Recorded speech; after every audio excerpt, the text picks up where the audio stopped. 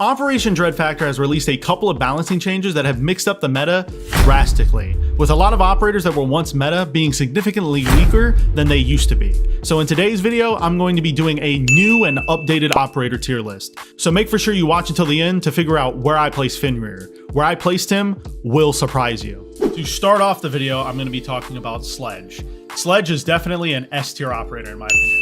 His frag grenades are extremely strong, and that's the main reason why he's going to be getting put in S tier. Nades can allow you to nade someone from below. They can allow you to clear defender utility like deployable shields, stuff like that.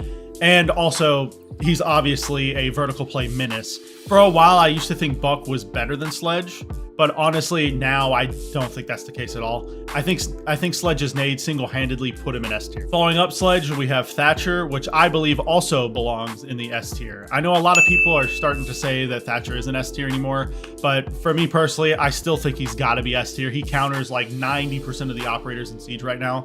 He can deal with so many electronic gadgets that it's not even funny, and his loadout is still really strong. So for me, he's still going to be S. Next up is an operator that a lot of you are going to be questionable on, which is Smoke. Smoke is an operator that got mixed up heavily in this most recent patch by them removing his deployable shield. And honestly, he's very questionable right now. Some people are saying that he's still going to be really, really good. Some people are saying that he's going to be pretty much garbage now. Me personally, I think Smoke is going to be a middle to high A operator now. He still has access to shotgun SMG-11 if you want to bring, rotate utility to your team. He brings barbed wire, which is still a solid secondary gadget option. And on top of that, he has the FMG-9 with a 1.5 as his other primary option if you want to bring some more lethality. And his gadget is still the best entry denial gadget in the game, hands down in my opinion. And so I think he's still no doubt going to be a good operator. He will be more niche, but he's still going to be a really good operator. Following up Smoke, we have Mute, which is another S tier operator, no doubt in my mind. He has the ability to, act as anti-breach. He brings shotgun SMG-11, like I just discussed with Smoke, and he brings the AP5K, which is another really strong submachine gun, and he has Nitro Cell. And on top of it all, his gadget is extremely strong for, helping you deny drone work from the enemy team, and it can act as breach denial. So he just has so much to his kit that I think he belongs nowhere else other than S. Following up Mute, we have Thermite, which I believe belongs in the top of C tier. I think Thermite is a good hard breacher, don't get me wrong, but I think he's very situational.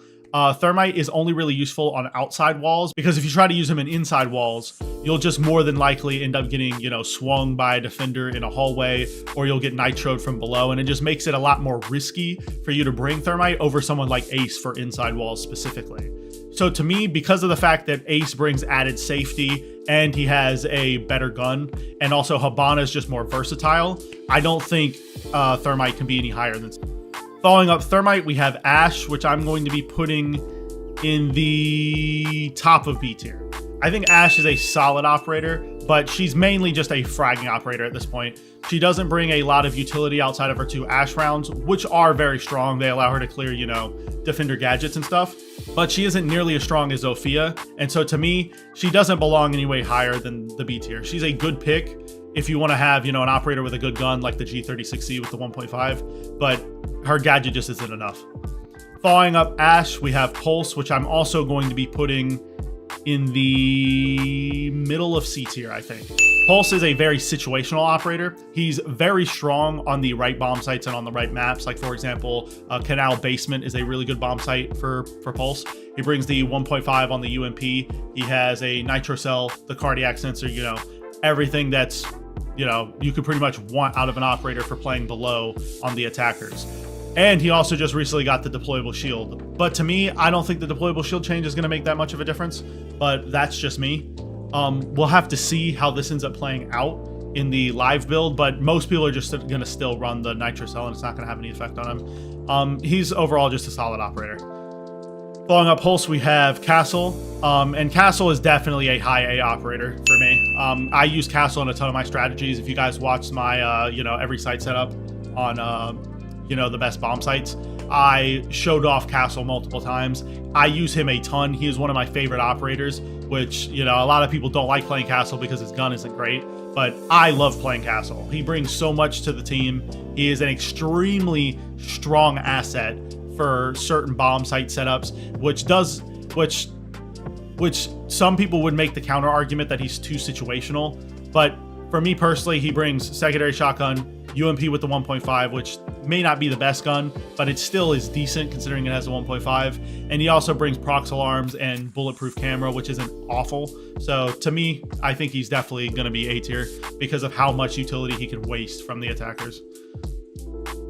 Following up Castle, we have Monty, which I'm going to be putting at the top of B tier. Monty is an operator that a lot of people sleep on. He's another operator that I coincidentally enjoy playing, but he's able to clear a lot of areas that without him would have taken a lot longer to clear. For example, garage rafters. He is extremely good at clearing a defender out of that area. And there's just so many other situations like that where Monty would save you a ton of time. So trust me when I say that I think Monty is deserving of the B tier. Next up, we have Twitch, which is a pretty hot button topic in the community right now. A lot of people think she's really bad because of her F2 nerf, but some people think that the utility she brings makes up for it. For me personally, I'm going to say that Twitch is top of B, but I could also see low A. For me, I think Twitch is still a very strong operator. I would argue that her drones are better than Brava's in almost every way. She brings way more utility. She's more consistent. And then on top of that, she brings the 417, which isn't awful. It is a DMR, which does knock her down a couple points. But for me, the 417 is still a really strong weapon.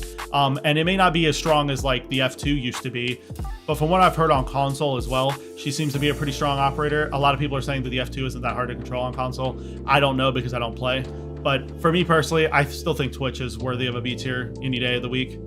Following up Twitch, we have Doc, which I think is actually worthy of the A tier. Doc is like the only healing operator that I would recommend actually running in this season. Doc brings so much utility to your team. He brings the shotgun and he brings 3 stims that can single-handedly win you rounds if you get utility out of them. Now, he is very niche because sometimes you won't get any utility out of his stims, but because of how strong his stims are, when you can get utility out of them, I think he's worthy of nowhere else other than A. And then on top of that, he also brings barbed wire and bulletproof camera, which is 2 really strong secondary gadgets. So to me, he belongs in the A tier. Following up Doc, we have Doc's little brother, Rook. And to me, I think Rook is bottom of C at best. Rook has the exact same problem as Doc, which is that he's extremely situational.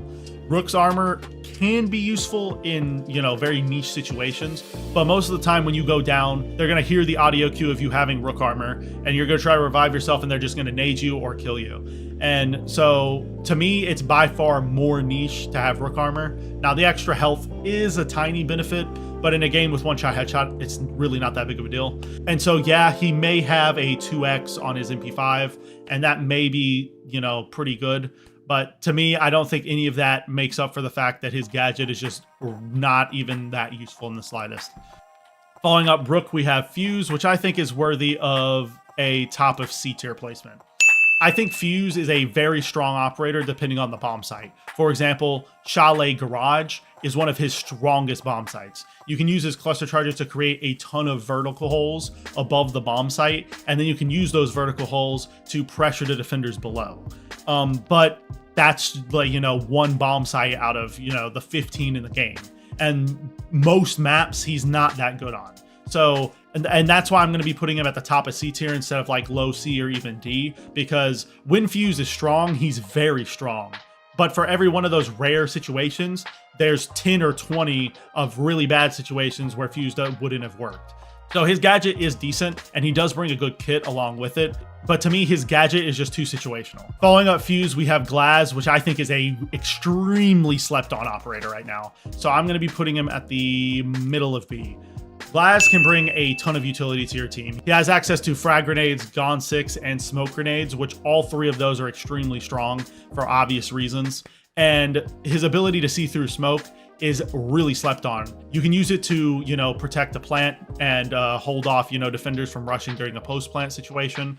And you can also use it to play very aggressive on the defenders. Now, one thing I do want to say is that the one reason why Glaz is in A tier for me is because of Warden. Warden is extremely strong against Glaz, and it pretty much shuts down Glaz's ability in 99% of the situations that you're gonna, play him. And with Warden being picked as much as he is, and with Warden starting to become a really meta operator, he does shut down Glaz a lot. But if you ban Warden because you want to bring Glaz, that'll make him even stronger. But to me, I think Glaz is definitely B tier. If he wasn't countered by Warden so hard, I think he would be a little bit higher. Following up Glaz, we have Tachanka, which I'm going to be putting in the middle of D tier. Tachanka, after the recent buffs, is a little bit less frustrating to use, but he kind of has the Grim problem, which is that his gadget just feels extremely clunky to use. He has a good loadout around everything else, like he has a deployable shield, a 2x on his VSN, but his gadget just feels way too clunky to use, and it's just infuriating to use because 99% of the situations that you try to, you know, get some utility out of his fire, the attackers will just run straight through it and kill you while you're trying to use it. So to me, I just think they need to do some sort of buff to his launcher and just make it feel a little bit more consistent. Maybe just even give him a buff like basically the exact same as Grim, but anything would be useful for Tachanka right now. Following up Tachanka, we have Kapkan, which I think is one of the best trap operators in the game, arguably the best trap operator in the game. And so I'm going to be putting him in the middle of A tier. He has access to the VSN, which is an extremely strong weapon right now in the current meta, impact grenades, nitro cell, and on top of that, he brings 5 EDDs that are extremely good. People sleep on how good these Kapkan traps are because a lot of the time, attackers are not going to have the time to check every single doorway for Kapkan traps. Now, obviously, if they're droning, they might see the Kapkan traps, call it out, shoot them. But you'd be surprised by how many people misdrone Kapkan traps. Or when they're face checking at the end of the round, they don't notice them on the doorway, they walk into it, and you get a free kill. And getting any free kill in Siege is incredibly strong to giving your team an incredible advantage. And so just for Kapkan's potential to do that, he's automatically a really good operator, but his whole kit around that makes him even better. Following up Kapkan, we have Blitz, which is going to be going in the D tier. Blitz is a really bad operator because of how hard he is countered by explosives. Impacts completely wreck him. Unlike Monty, who can just kind of stand there and take it, Blitz, you get impacted, your shield gets knocked away, and you're pretty much dead. And also, impacts deal a ton of damage to you because your shield doesn't protect your full body. Whereas with Monty, it obviously covers his full body head to toe. So it makes it a lot easier to not die from impact grenades. Also, nitro cells are basically a guaranteed kill against the Blitz. Unless you're throwing and you just throw your nitro cell, you know, to Narnia way behind him, you're going to get the kill on Blitz 99% of the time because of how unprotected his shield leaves him. On top of that, Blitz's shield can get meleeed really easily when he's trying to push up and get a blind, which also can make him very infuriating to play. And so to me, I think that Blitz is definitely a D tier operator. Hopefully when the shield rework comes out, he'll become a little bit better, but we'll just have to see. Following up Blitz, we have IQ, which is going to be going in the top of C tier.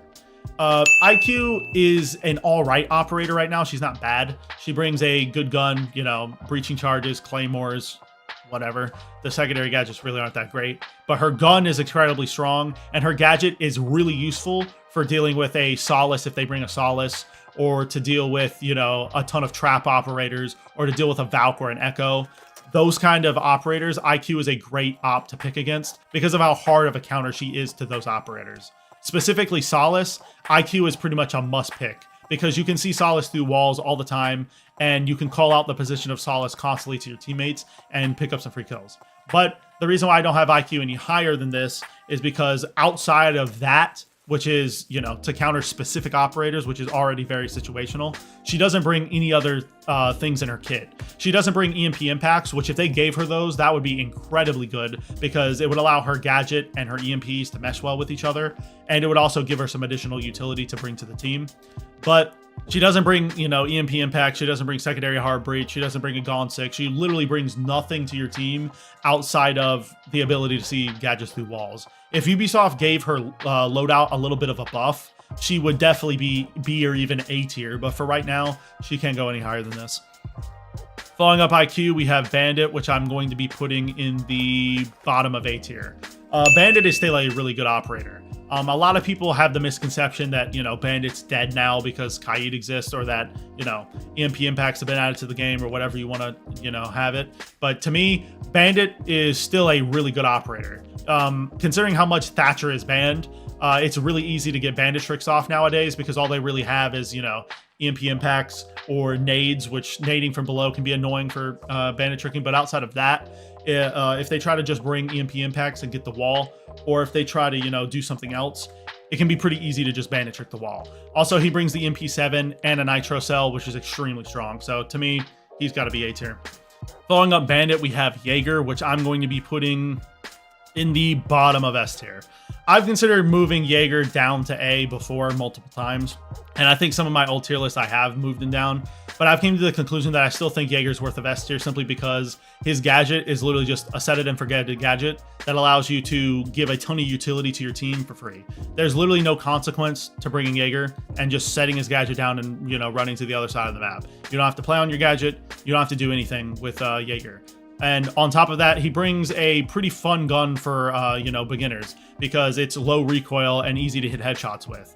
And its damage may not be great, but it's still a decent weapon on defense, simply for the fact that it's, you know, super low recoil. So yeah, Jager's got to be S tier. He will probably always be S tier until Ubisoft either nerfs his gadget or they, you know, give him some sort of rework. Following up Jager, we have Buck, which I'm going to be putting... I'll put Buck top of A. Buck, to me, is still a very strong operator. Don't get me wrong. He brings a ton to the table. I just don't think he's as strong as Sledge. And I don't think he's strong enough to worthy the S tier ranking. He brings flashbangs, a Gon 6, and he also brings his, you know, underbarrel shotgun, which is strong for, you know, taking gunfights, playing vertically, all that stuff. And he also gets a 1.5 on a C8, which the C8 is a really good gun.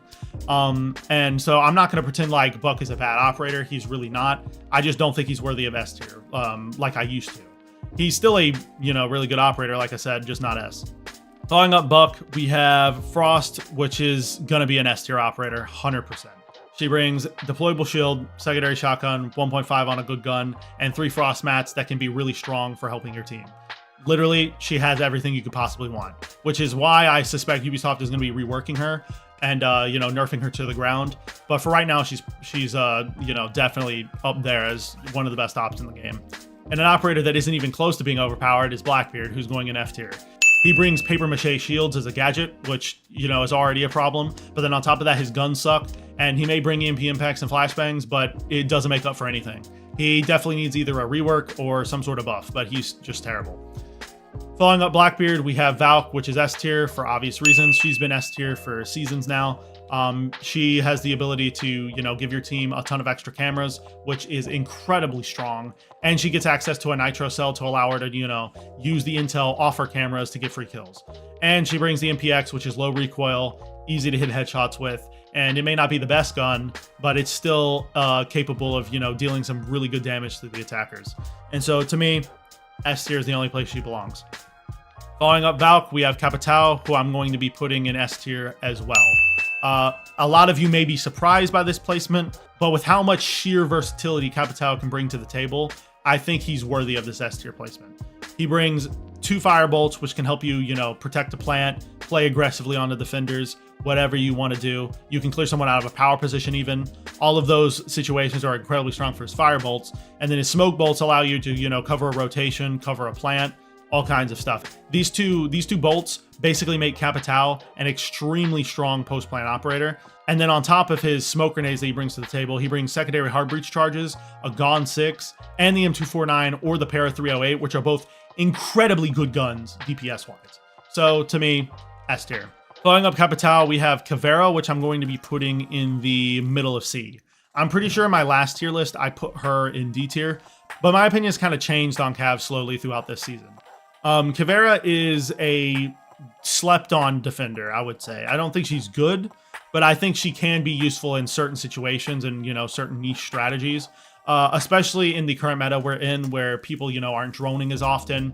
They're, you know, being lackadaisical with their, you know, face checking. You can really catch a lot of people off guard with Caveira. Now, this isn't because Caveira's gotten any stronger. This is just because a lot of attackers have gotten lazy with their drone work. And it allows you to take advantage of Caveira wholeheartedly, because Caveira's biggest counter is good drone work. But since a lot of attackers are being lazy over the past couple of seasons, it makes Caveira really easy to, get utility out of. Now, her guns suck, and the only thing she really brings is impacts to the table, but her ability to roam on very specific niche strategies or maps, like I think Bank is one of her better maps. I think, Theme Park is a really good map for Caveira as well. There's a lot of maps where, you can get away with picking Cav and actually getting some good utility out of her, especially on maps that have tight corridors with that she can take advantage of her shotgun on. She can, be a pretty decent roamer. She's not good, which is why I have her in C, but she's definitely not as bad as, Tachanka or Blitz, in my opinion. Following up Caveira, we have Hibana, who I'm going to be putting in the top of A tier. Hibana brings a lot of utility to the table. Her guns have actually gotten a lot better as well. With the Type 89, the compensator buff has made it a lot easier to control. It's no longer, it's no longer completely impossible to, handle that recoil. Also, the Bearing 9 is really good as her secondary option, and she brings flashbangs to help, burn ADSs and all that. It's just, Hibana is basically the most versatile hard breacher, in my opinion. She can open walls if you need her to, she can open hatches if you need her to, and she can deal with a, impact trick. So, in most situations, you will get some sort of utility out of Hibana. She isn't as good at opening walls as a Thermite or an Ace is, but she is definitely the master of opening hatches, and she still brings a good amount of utility. Even though secondary hard breach charges can kind of fill her role for opening hatches, she just brings so much to the table that I think she's worthy of an A tier.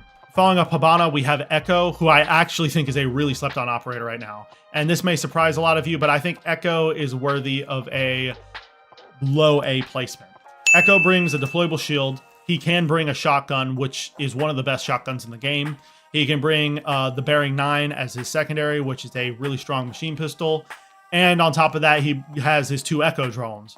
And his 2 Echo drones are extremely strong for supporting your roamers and giving them any callouts on, where the attackers are pushing them from, where drones are coming from. And it helps your team get as much intel as you can on where the attackers are going to be pushing from. And so to me, it makes no sense to put Echo anywhere else other than A tier. Following up Echo, we have Jackal, who I'm going to be putting in the A tier as well. I'll say middle of A. Jackal brings a lot to the table when it comes to roam clearing. His Inox goggles are extremely strong for tracking defenders and then scanning them to force them to rotate or, get swung. And on top of that, he brings the secondary shotgun, which can be useful for opening soft surfaces. And he has 2 amazing primaries. The C7E is a really good assault rifle, and the PDW is a really good submachine gun with a 50-round drum mag. Now, he may not bring a lot in the form of utility for your team since he only brings smoke grenades, but to me, I think because of how strong he is at roam clearing, he's still worthy of A tier. Following up Jackal, we have Mira, which is a, no doubt S tier operator. Mira has been S tier for years now. She is one of the best operators in the game on defense, hands down. She allows your team to, make site setups that are incredibly broken to deal with. And she makes a lot of bomb sites that would normally be bad, really good with the right setup. Now a bad Mira player can play against your team, but those are rare and far between. 90% of the time, you're going to get a ton of utility out of Mira, and she's going to bring a 99% of the time, you're going to get a ton of utility out of Mira, and she's going to, make your site setup a lot stronger. On top of that, she also brings a nitro cell, which is really good secondary gadget, and she brings a really good gun in the form of the Vector. You really can't go wrong with, Mira. She secondary shotgun, nitro cell, good gadget. Nothing to really talk about. Following up Mira, we have Ying, who I also think is another A tier operator. Ying, in the current meta right now, is incredibly strong. She allows you to play incredibly aggressive for little to no downsides. You can Candela the bomb site, and the only thing the defenders can really do is have a warden. If they don't have a warden, they're basically screwed. Because once you burn the Mine Magnets and the Jager ADSs, and you Candela the bomb site, and you rush in, especially if you do it, in coordination with a ton of other teammates coming from all different angles, it's going to catch the defenders incredibly off guard. But outside of her strengths in rushing, she's also really strong for, pushing a plant. Once you get certain map control and you're ready to execute on the bomb site, you can use her Candelas to distract defenders and to also mask the sound of the plant. So that way, while you're planting, obviously the defenders are blinded and they can't hear where you're planting at. So they're not going to know what's happening until after the Candelas are gone. And hopefully while the Candelas are going off, your other teammates are pushing up, getting the kills. And on top of that, she brings smoke grenades, which are really strong for covering a plant as well. If you need to get a plant down or you want to go for a rush strategy, Ying is really good for that. She's also decent for taking power positions under the same philosophy. If you Candela a defender on a power position, like for example blue on Oregon, they're basically either forced to rotate or risk dying to you pushing them. And most of the time, they're just going to rotate and give you that power position for free. If they don't, you'll most likely get the kill on them because they're blinded. So to me, Ying is an incredibly strong operator because she can do all of that for your team. Following up Ying, we have Lesion, who I also think is an A-tier operator. Lesion brings a lot to the table when it comes to solo queuing because he can give you so much intel on where the attackers are pushing from. And that's his main strength, is getting intel. He's not really an operator like Kapkan where you're supposed to be getting kills or dealing a lot of damage to attackers. He's mainly useful for just gathering as much intel as you can on where the push is coming from. Also, he brings impacts to his team, which allows him to make rotates, and he brings the T5 SMG, which is a really strong defender SMG.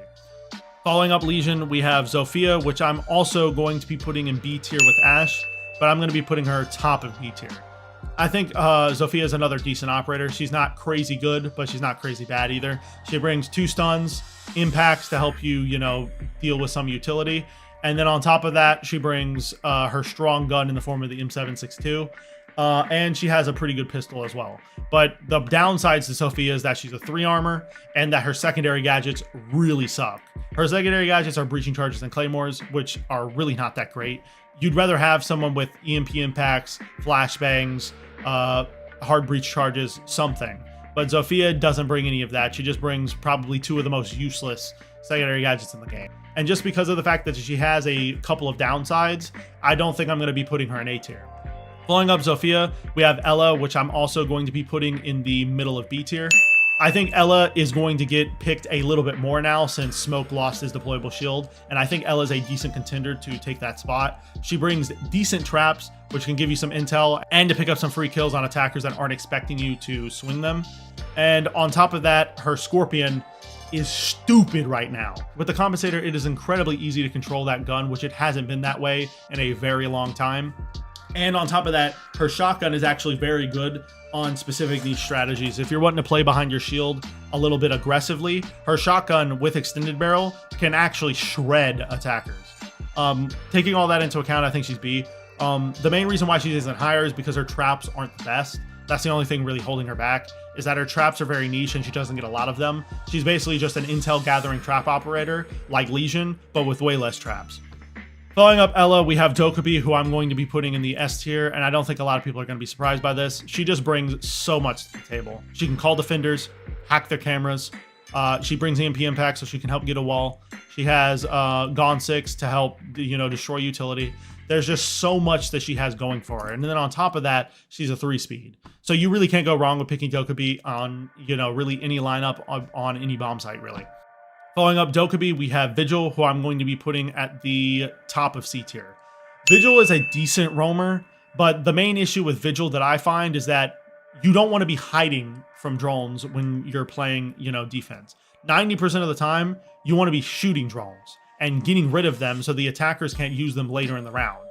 And with Vigil, his entire gadget revolves around trying to hide from drones and then pick up free kills on attackers. Which is why I think Solace is a way better roamer than him. But we'll get on to Solace later in the video. But to me, Vigil is a decent roamer. Like, he's not bad. Being able to hide from drones is a strong ability. But 90% of the time, you want to be shooting those drones. And if you use his gadget, see a drone and then shoot it, you're revealing your position to the attackers anyway. So his gadget incentivizes you to not destroy drones, which you should be doing when you're roaming. You want to be shooting drones because destroying them means that they can't use them on your other teammates later in the round. If they misdrone you, that's rarely going to happen. When they see that Vigil icon, they're going to immediately start pushing the room that they just droned to check to make for sure you're not there. Or they'll sit on the camera and wait for your gadget to go out. So trying to hide from drones is never going to work. And so to me, I don't find Vigil's ability being useful in most situations. His guns are very strong and he brings impacts that are decent. But to me, I think Solace is just miles ahead of him. And I would recommend running a different roamer like Oryx or Solace over him. Following up Vigil, we have Lion, who I'm going to also be putting in the middle of A tier behind Lesion. Lion is very strong because of his loadout.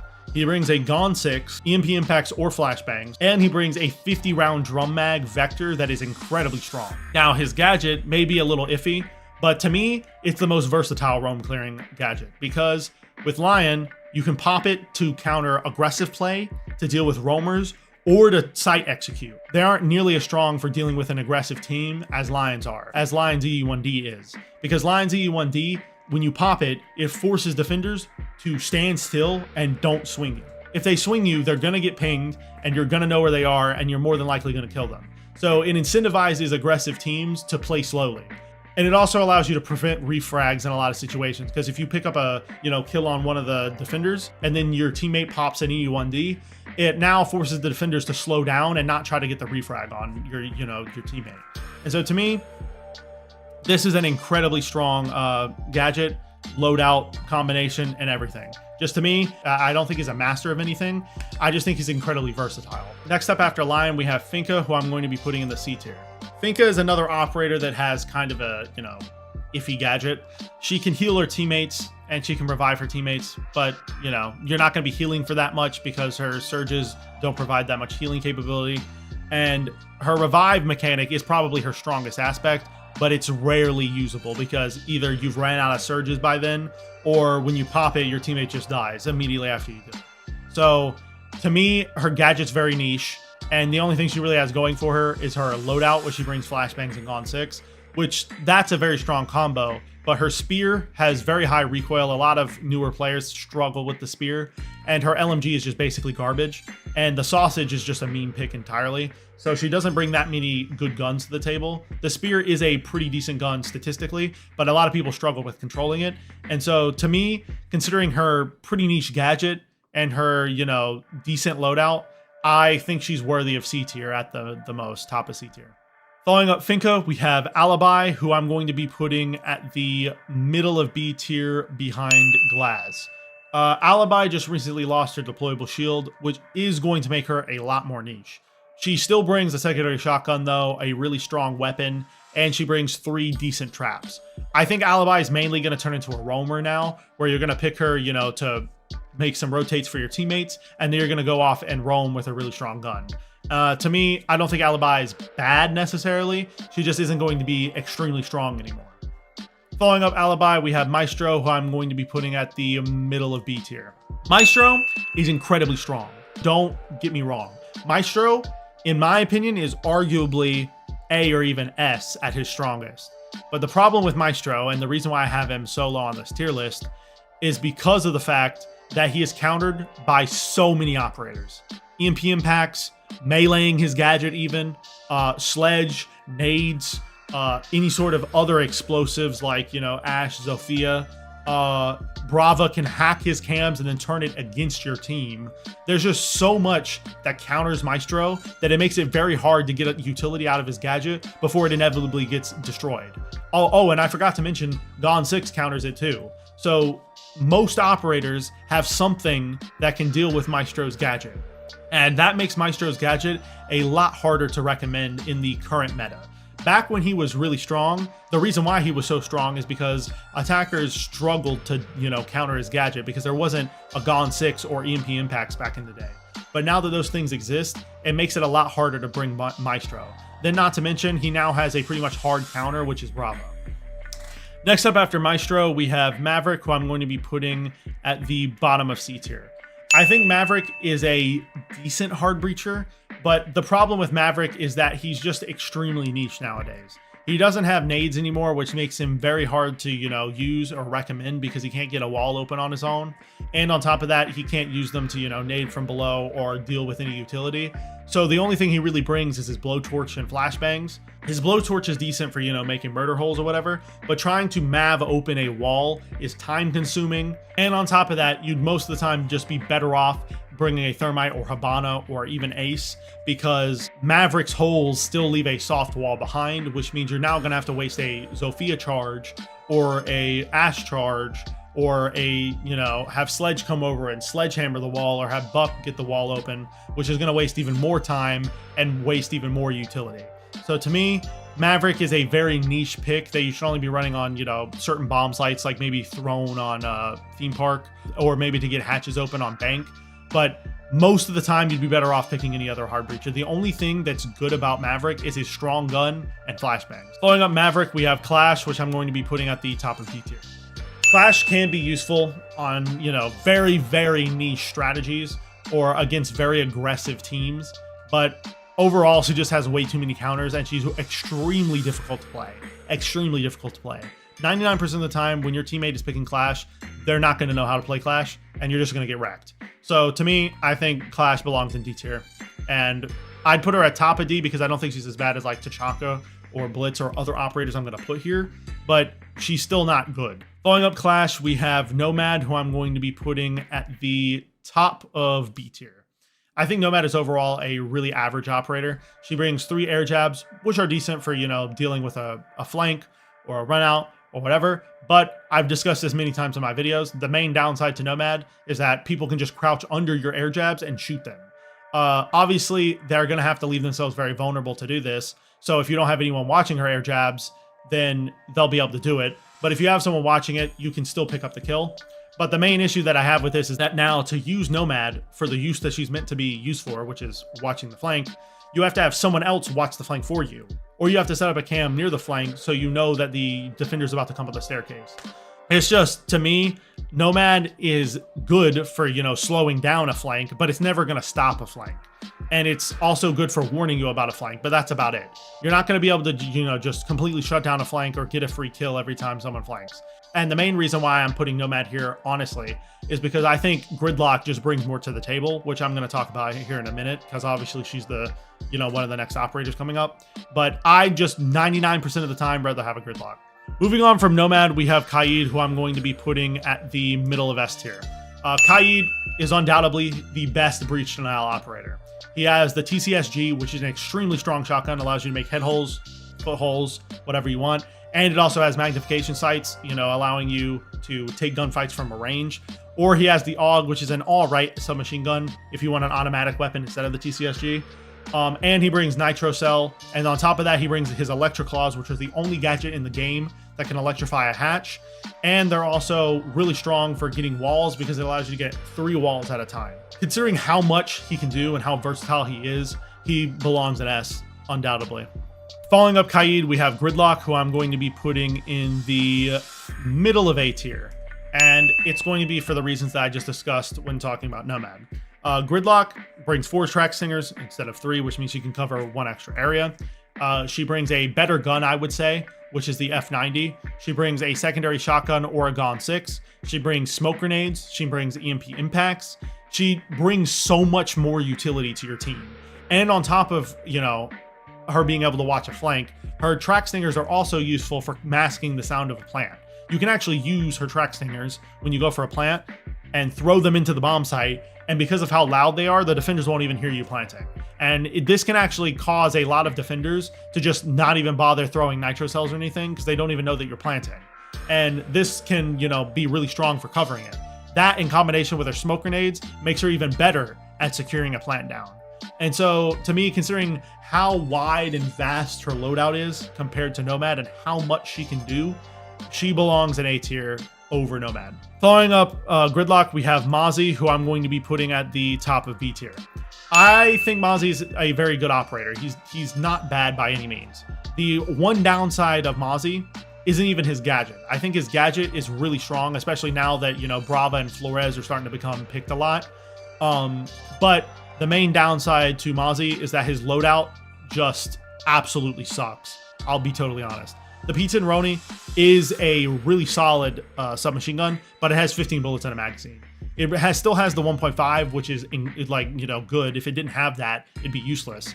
But the downside to it is that, like I said, it has 15 bullets in a magazine. It's very hard to, justify bringing it, especially if you're a new player, because if you whiff with that gun, you're completely wrecked. You're destroyed. Like you're not going to be able to do anything, because as soon as you, dump your clip into someone and you miss the head, you're more than likely going to die. Now the Commando is a solid, primary option. It has, a slower-ish fire rate, but a high damage.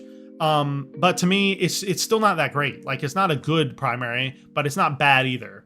He does bring a nitro cell, and like I said, the Mozzie pests that I talked about earlier are really good, but his loadout is really what holds him back from being like an A tier op to me. Following up Mozzie, we have Nook, who I'm going to be putting in the S tier without a doubt. Nook is incredibly strong, simply for the fact that once you pick her once in a game, it's going to leave the defenders completely guessing. If you pick Nook once and you make it up, let's say you're playing Villa and you use Nook once to sneak up Astro Stairs. After you do that, the defenders are going to be worried about a Nook for the rest of the game.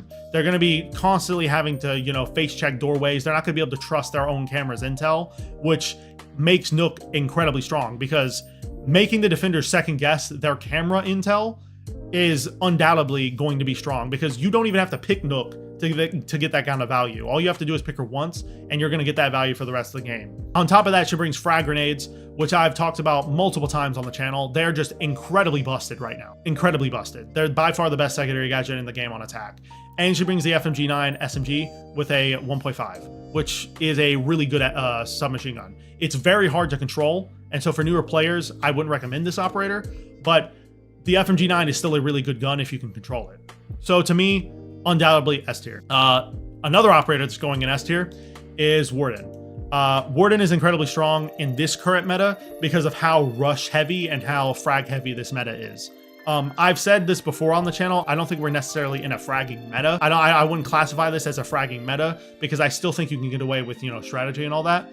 But this season and last season are undoubtedly very frag heavy, because, people are just choosing to play a lot more of a rushy strategy.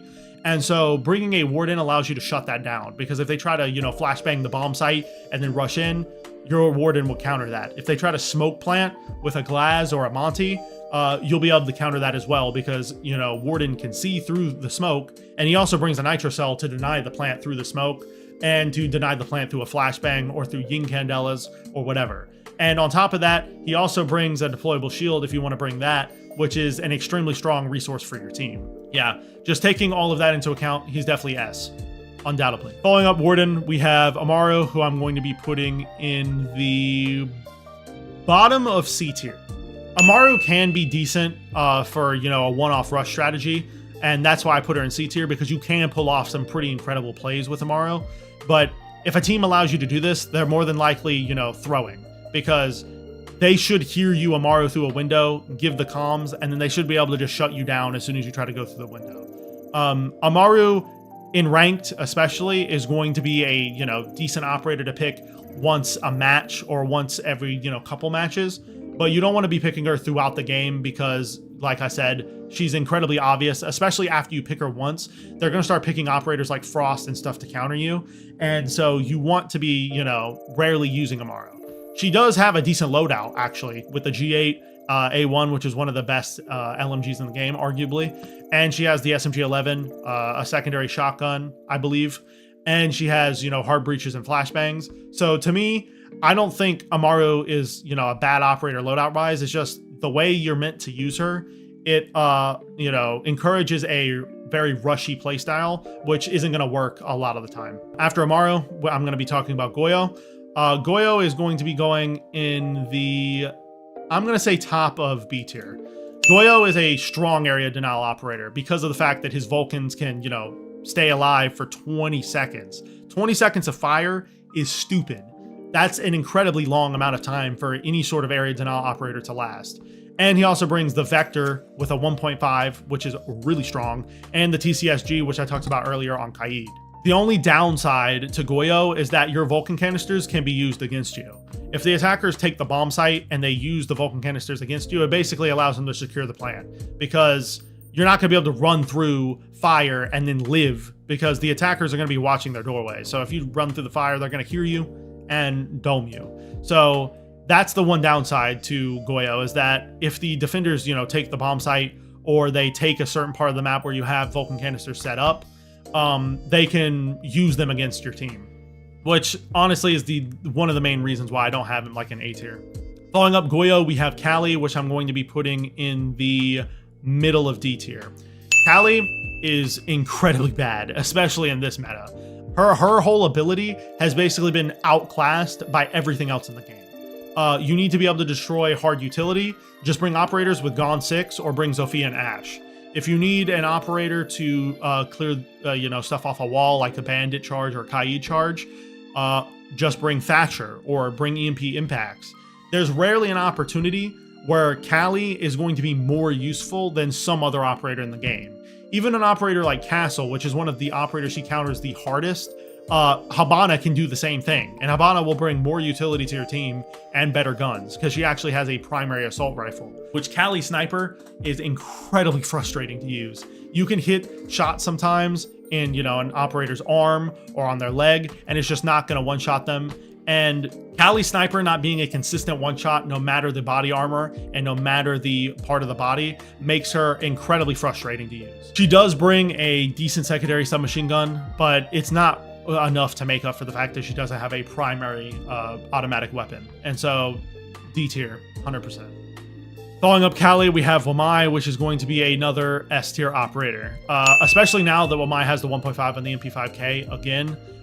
He is just stupid. He has high gunfight capability with that gun.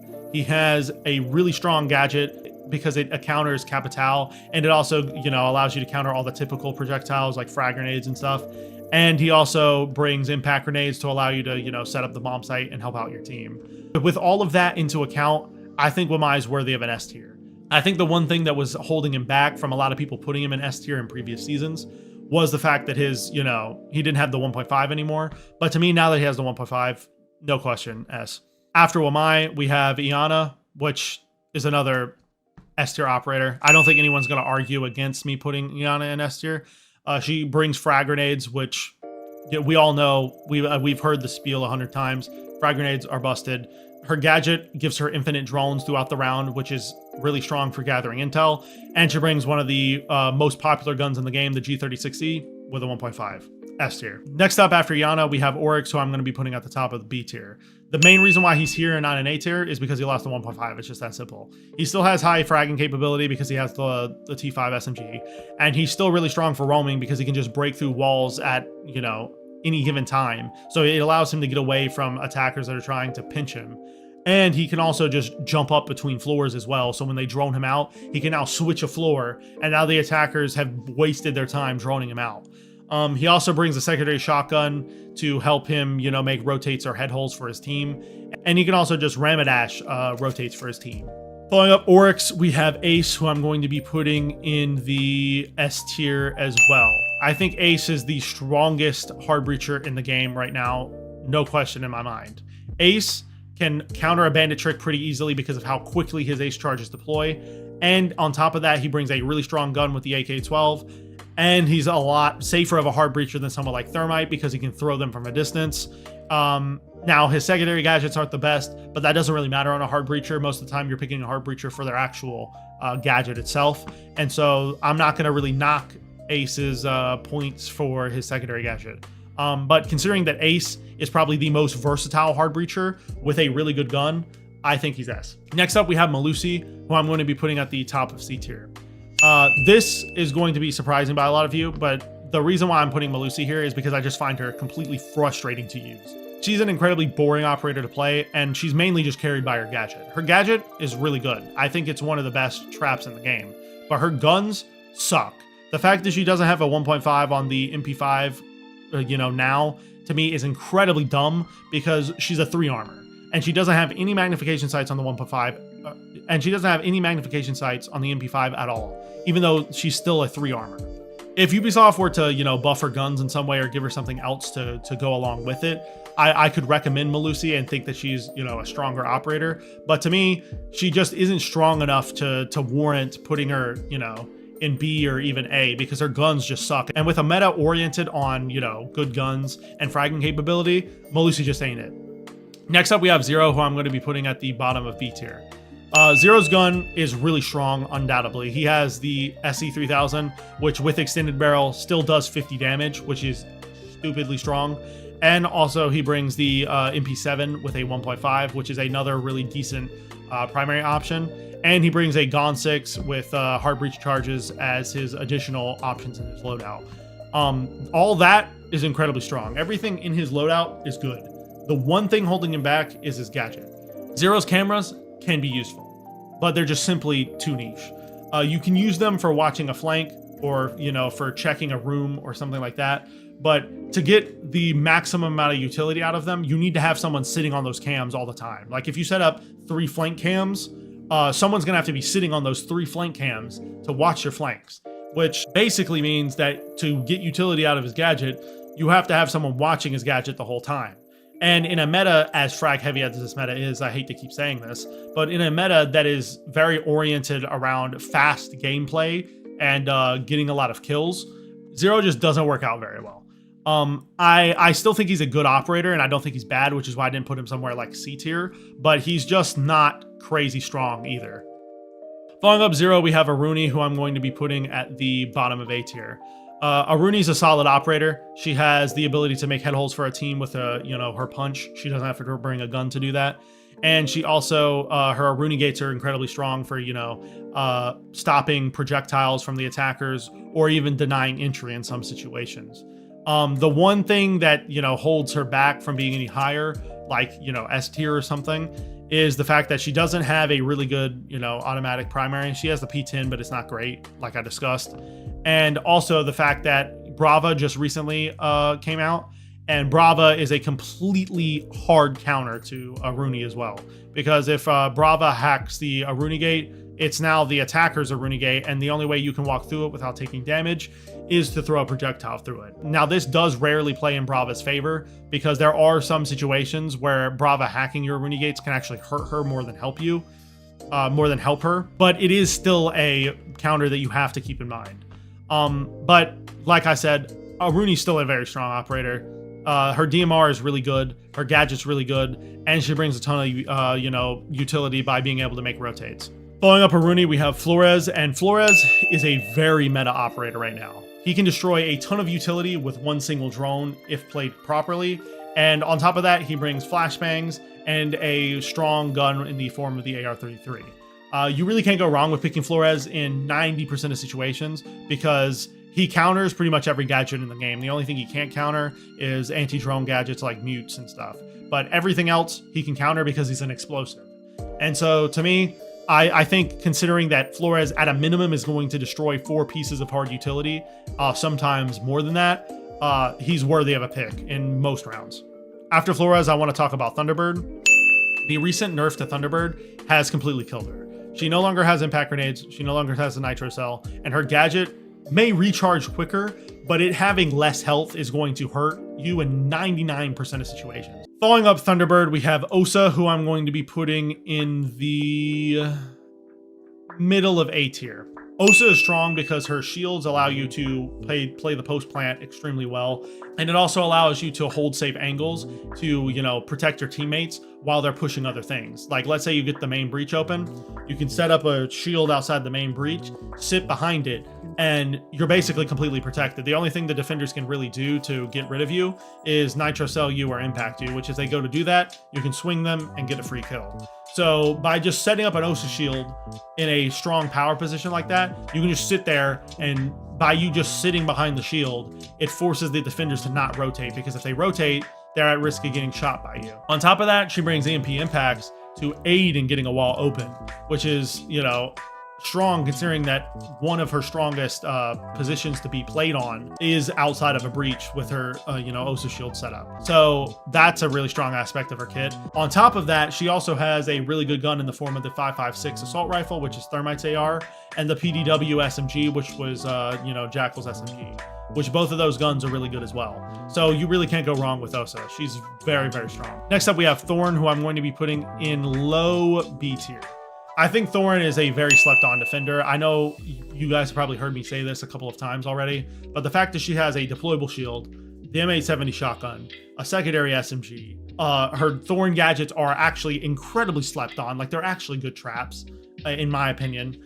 And like, she just has so much that she brings to the table when it comes to utility that I personally believe that she's a B tier at least. Especially now that Smoke doesn't have a deployable shield. Thorn could be a, you know, one-off pick to replace that shield that, you know, you normally would have picked on Smoke. Following up Thorn, we have Azami, which is S tier. I've talked about this 100 times. Her Kibas are busted. They're one of the strongest gadgets in the game right now. They honestly need a nerf. And then on top of that, she brings impacts, which is really strong for, you know, impact tricking, setting up a you know, bomb site, whatever you really want. And then she has the VSM, which is a really good SMG. She's one of the strongest operators to ever come in Siege. And yeah, that's my take. Following up Azami, we have Sins, which is not the same in the slightest.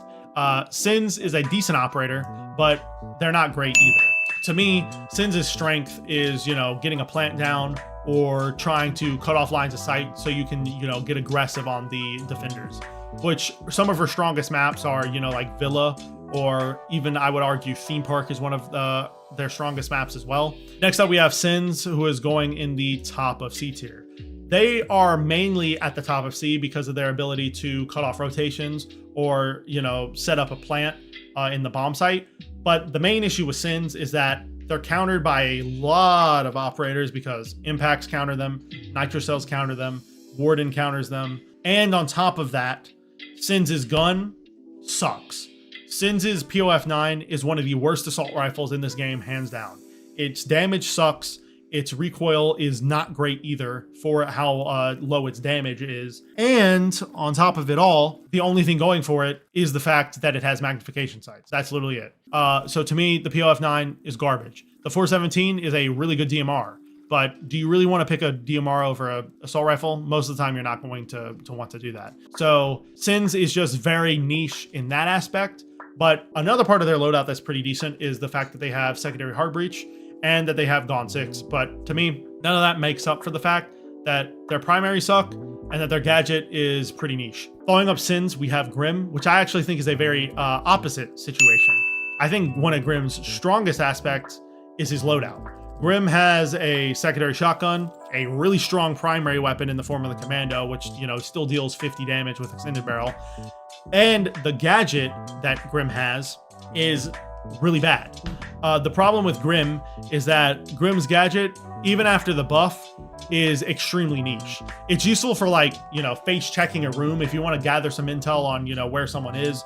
You can kind of use it like a Zofia stun in the sense of, like, you can just start blasting bees into the bomb site or blasting bees onto a power position to, you know, get some intel on where the defenders are hiding or ratting, so that way you can, you know, swing them without having to drone. But that's not a crazy gadget. Like, Grim being able to gather intel on where defenders are on the bomb site isn't crazy because drones can already do that. Following up Grim, we have Solace, which is an S tier operator, hands down. Solace is incredibly strong for roaming because she can see drones at all times. She can see where the attackers are droning from. And she can also give intel on, you know, where the attackers are placing their gadgets at because she can see all electronic gadgets through walls. And her P90 is a really good gun, which allows her to frag out while roaming. And she has impacts, which allows her to make rotates to, you know, get away from the attackers while roaming as well. Following up Solace, we have Brava, who is going to be going in the low C tier. A lot of people are going to be upset by that placement, and I've had this discussion many times with many people before. I think Brava is an incredibly overrated operator. Incredibly overrated.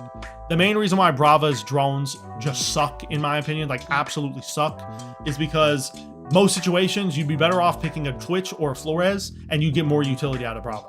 The only situations where Brava is actually useful for hacking something is when you're hacking an Aruni Gate, you're hacking a Malusi gadget, you're hacking a Maestro cam, or any sort of other defender camera like a Valk cam or an Echo cam. The problem with this is that Maestro, Echo are rarely used. Valkyrie is picked a lot, but trying to find a Valk cam on a Brava drone is very difficult. And then not to mention, you don't even know if where Valk put their cameras is going to be useful for where you plan on pushing or for what you plan on doing. So you don't even know if you're going to get utility out of it. And then for Aruni Gates, once again, you don't know if the Aruni Gate's going to be put in a position where it would be beneficial to you.